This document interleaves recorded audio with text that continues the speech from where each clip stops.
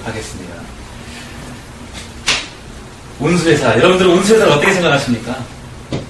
이제 지입차 일을 시작하시려는 분들에게는 사실 운수회사가 가장 중요한 요인이 됩니다. 운수회사가 바로 지입차주분의 모체가 되기 때문이죠. 이론상 보면 지입차의 구조는 이렇게 되어 있습니다. 운수회사가 원총회사와 물류 배송, 운수회사가 원총회사와 운송용역 계약서를 맺게 됩니다. 이 운송용역 계약서에는 근무 조건이라든지 급여 내용, 그리고 투입 시기까지 모든 게 다 계약서 안에 들어있는데요.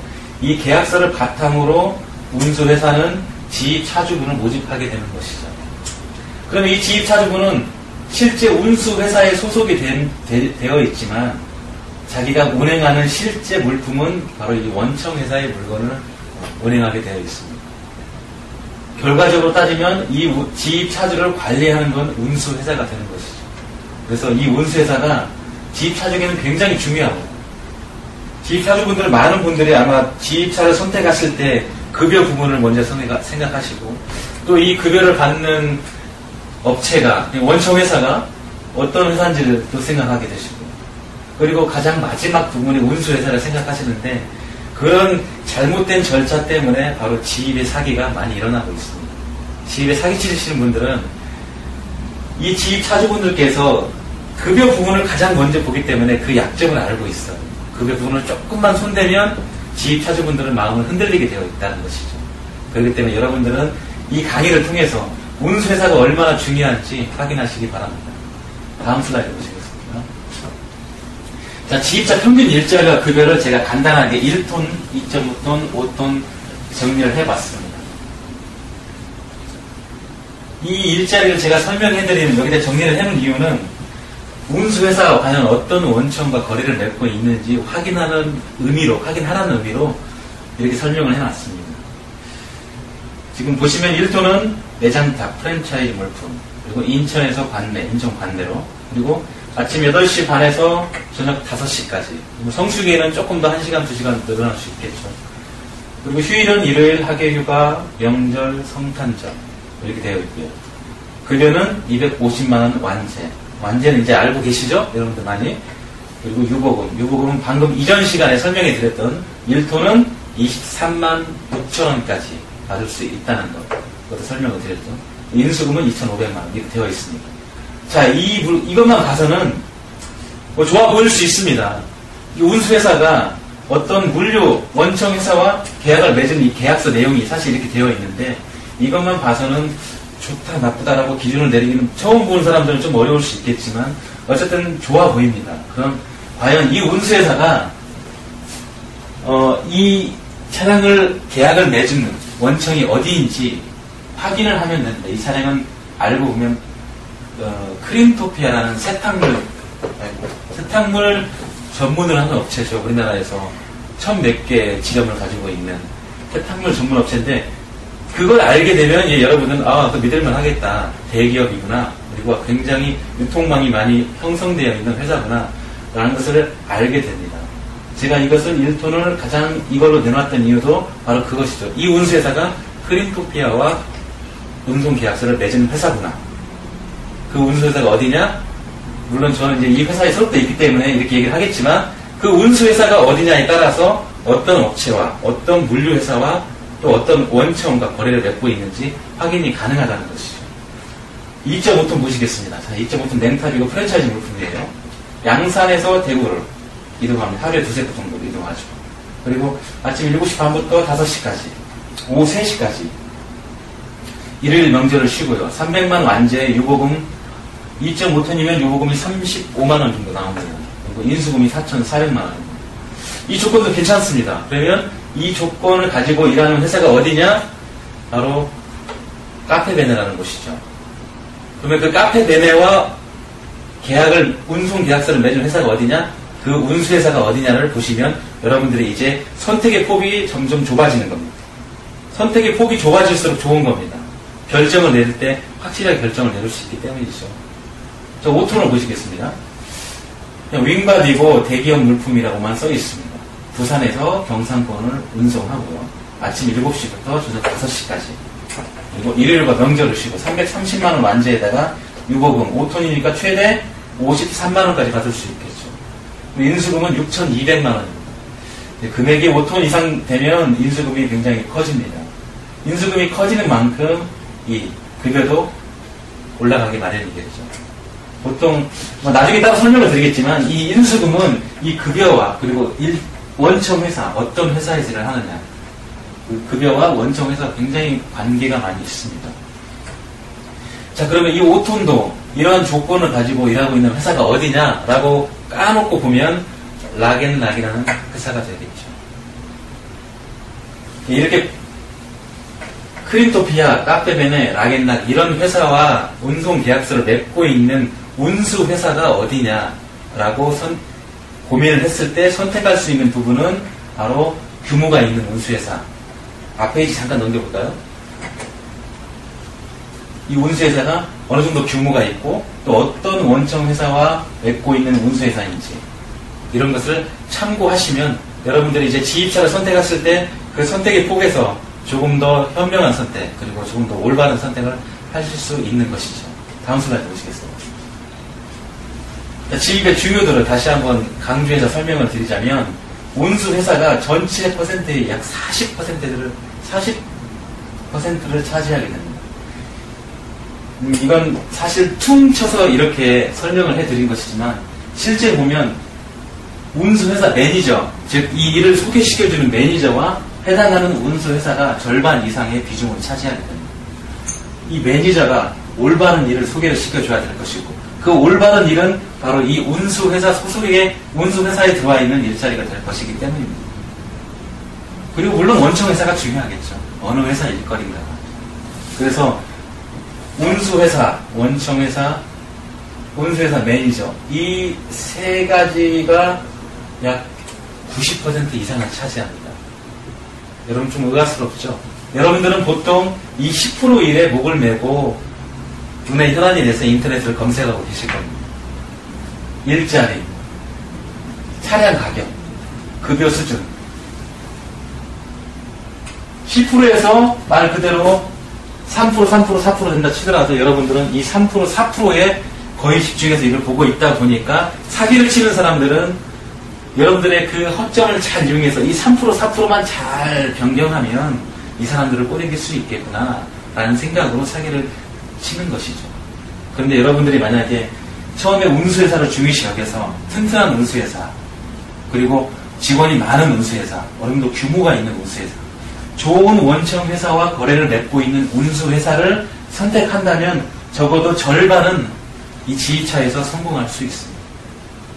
시작이 반이라고 했는데 이미 절반은 성공해버린 것입니다. 운수회사만 잘 선택해서. 그래서 지입의 중요도는 가장 중요한 게 운수회사다. 이런 설명을 드리고 싶고요. 다음 슬라이드 보시겠습니다. 자, 그러면 좋은 운수회사 그리고 어느 정도 규모가 있는 운수회사는 이런 화물 정보망을 가지고 있습니다. 이 화물 정보망은 사실 매출제 차량에 굉장히 유익한 정보망입니다. 매출제 차량의 가장 큰 문제는 제가 물건을 상차를 했어요. 그냥 상행짐이라고 하죠. 물건을 싣고 어디 부근에 아주 먼 곳에 가서 물건을 떨고 놨는데 올라올 때 이 공차가 가장 큰 문제입니다. 이 부분만 해결할 수 있으면 매출제 5톤 이상, 8톤 이상의 이 매출제 차량도 큰 수익을 올릴 수 있고 안정적인 수익을 올릴 수 있죠. 그런데 그 부분이 해소가 안 되기 때문에 운수회사에서 그 부분을 해소할 수 없기 때문에 해결해 줄 수 없기 때문에 매출자를 선택하는 사람도 약간 걱정을 하게 될 것이고 액수가 크니까요. 그리고 매출자를 소개시켜주는 운수회사에서도 약간 조심스러울 수밖에 없습니다. 그런데 운수회사 규모가 어느 정도 있고 이런 정보망을 가지고 있는 운수회사는 이런 부분에서 크게 거리낌이 없죠. 한 예를 설명드리면 이건 이제 거래처명은 회원 가입을 아직 로그인을 하지 않은 상태에서 지금 캡처를 했기 때문에 나오지 않지만 이 자료를 보는 건 아주 간단합니다. 상차를 파주에서 해서 하차를 진주에서 하는데 그 상차 일을 제가 오늘 날짜로 뽑아봤습니다. 10월 4일 날 이 일이 이루어진다. 그리고 화물명은 침대고 차종은 5톤 카고 차종으로 합니다. 5톤 이상 되는 차종으로 했을 때 이제 이 침대를 운행할 수 있다는 거죠. 거래처는 여기 나와 있고 그리고 실제 이 거래처명에 해당되는 연락처도 제공을 하게 됩니다. 그러면 사주님께서 내가 오늘 파주에 내려가요. 파주에 내려가는 사람은 이쪽에 연락을 하면 되겠죠. 파주에서 다시 올라올 때, 아니면 파주에서 진주로 갈 일이 있는 사람은 이쪽에 연락을 해서 이 짐을 싣고 올라오면 되겠죠. 현재 이 차는 대기 상태입니다. 대기 상태는 아직 거래가 이루어지지 않았다는 얘기고, 완료는 이미 어떤 분이 부평에서 창원으로 가는 이 카고 5톤 차량을 예약을 했다는 걸 의미를 합니다. 그러면 여러분들이 매출차를 선택하든 다른 완제 차량을 선택하든 어떤 차량을 선택하든 간에 그 운수회사에서 이런 정보를 어느 정도 흘려주면 자기가 이 정보를 가지고 자기의 추가 수익 혹은 공차 부분을 해소할 수 있다는 것이죠. 이런 정보도 규모가 있는 운수회사는 이런 정보망을 수시로 갖고 있기 때문에 이런 정보를 자기 지입 차주분들에게 알려줄 수 있습니다. 그래서 운수회사가 중요하다는 것이죠. 다음 슬라이드 보시겠습니다. 그러면 이런 운수회사를 선택하는 방법에 있어서 운수회사가 중요하다고 하는데 도대체 어떤 부분들을 확인을 해야 이 운수회사가 좋은 운수회사냐 그렇지 않은 운수회사냐 이걸 가늠하는데, 좋은 운수회사 무조건 크기만 하는 운수회사가 좋은 운수회사는 아닌 것 같습니다. 그렇다고 규모가 너무 작으면 그것도 좋은 운수회사가 아니죠. 규모가 작으면 그만큼의 정보력도 떨어지기 마련이고, 규모가 작으면 사고가 발생해요. 여기서 말하는 사고는 지입 차주분께서 지입차 일을 시작하시다가 원청회사가 문제가 생겨서 지입차 일을 그만둬야 될 상황에 처하거나 혹은 어떤 다른 사고가 일어났을 때 그에 대처할 수 있는 능력을 가지고 있는 그 운수회사, 그런 능력을 작은 운수회사는 감당할 수가 없어요. 왜냐하면 가지고 있는 차량 대수도 적고 그리고 일자리도 적고, 그렇기 때문에 작은 운수회사는 큰 운수회사에 비해서 그런 일을 해결할 수 있는 능력이 사실상 적습니다. 그래서 어느 정도 규모가 되는 운수회사, 그리고 믿을만한 운수회사를 선택하려면 바로 이 법인사업 등록이 되어 있는지 이걸 확인하면 됩니다. 여기 나와 있는 지금 7가지 사항들을 이 사항만 확인을 해도 여러분들은 굉장히 현명한 운수회사 선택을 하시는데, 현명한 운수회사를 선택할 수 있습니다. 아주 좋은 운수회사를 선택할 수 있다는 거죠. 이런 법인사업자 등록증을 가지고 있는 회사인지, 그리고 화물운송 사업 허가증을 가지고 있거나 가지고 있고 화물운전 주선 사업증을 가지고 있는지, 그리고 운송 계약서를 보유하고 있는지.